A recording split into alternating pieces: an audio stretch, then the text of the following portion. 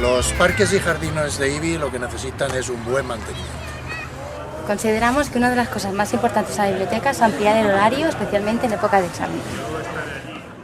En Esquerra Unida pensamos que hay que informar a las empresas locales y facilitarles el acceso a las obras y a los contratos que dependen del ayuntamiento. Que no se lo lleven todo las grandes empresas de fuera de IBI.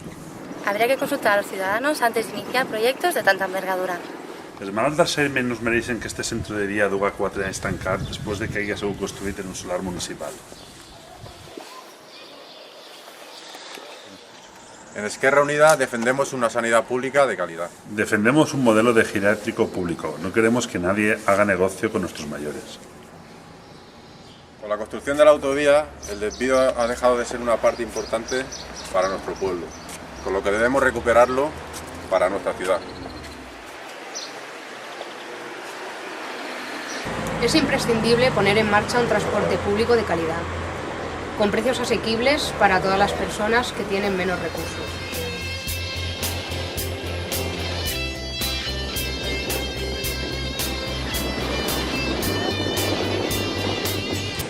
La industria ha sido el motor económico de nuestro pueblo durante muchísimo tiempo.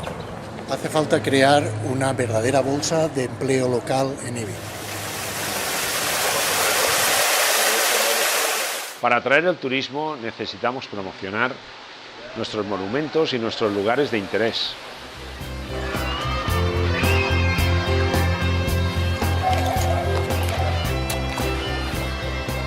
Vivimos en un lugar privilegiado, pero hay que cuidarlo.